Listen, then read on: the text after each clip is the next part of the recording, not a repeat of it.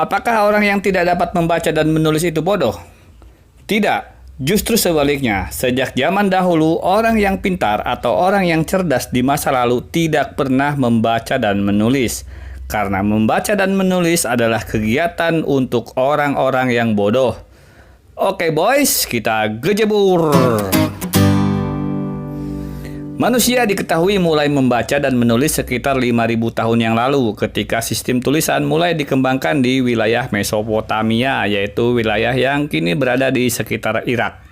Itu pun baru hanya sekedar membuat simbol-simbol seperti kuniform dan hieroglif.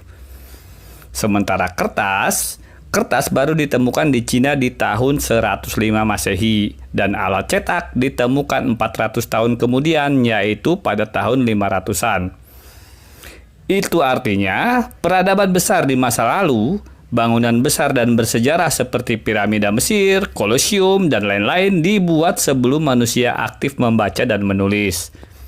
Dan hebatnya, mereka membuatnya dengan bentuk yang sangat sempurna, sangat presisi baik secara teknologi dan matematika, yang bahkan bangunan-bangunan itu seringkali membuat bingung orang-orang modern di abad ini.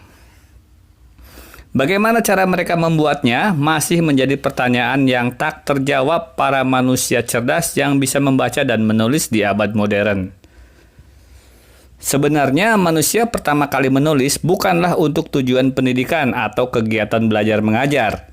Pertama kali manusia mulai menulis adalah untuk tujuan administrasi dan perdagangan, seperti mencatat jumlah bahan makanan dan peralatan yang disimpan di gudang, serta mencatat jumlah barang yang diterima dan dikirimkan dalam perdagangan. Ini membantu manusia untuk mempertahankan catatan yang akurat dan dapat diakses secara mudah dalam jangka waktu yang lama. Selain itu, sistem tulisan juga digunakan untuk menulis teks religi seperti doa-doa atau jampi-jampi, sastra, dan filosofis yang memainkan peran penting dalam pembentukan budaya dan sejarah manusia. Orang-orang cerdas dan pintar di masa lalu tidak melakukan kegiatan membaca dan menulis. Mereka, para intelektual di masa lampau, memiliki sikap kritis dan terus berpikir mencari solusi dengan segala kemampuannya dalam memecahkan seluruh masalah yang ada pada kehidupan ini hingga menghasilkan banyak buah pikir yang sangat sempurna dan menakjubkan.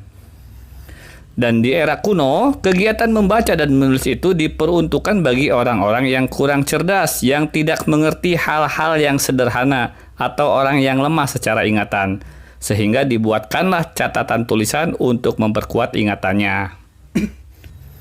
Namun seiring berjalannya waktu, perkembangan zaman dan teknologi, semua prinsip-prinsip itu berubah. Perubahan ini seperti pembiasan atau distorsi sejarah, bahkan bisa jadi ini adalah penyimpangan sejarah. Perubahan itu juga diiringi dengan melemahnya kemampuan fisik dan psikologi pada manusia, yang mana semakin maju teknologi, semakin modern dan semakin canggih dunia, manusia semakin lemah dalam kemampuannya untuk berpikir kritis. Manusia juga semakin lemah dalam mengingat dan menghafal. Di manakah terjadinya penyimpangan prinsip baca tulis? Ada kekeliruan di masa lalu yang menyatakan tren bahwa dahulu membaca dan menulis adalah kegiatan yang hanya dimiliki oleh orang-orang kaya, orang terpandang dan terpelajar, yang merupakan tanda kecerdasan dan kemampuan seseorang dalam ilmu pengetahuan.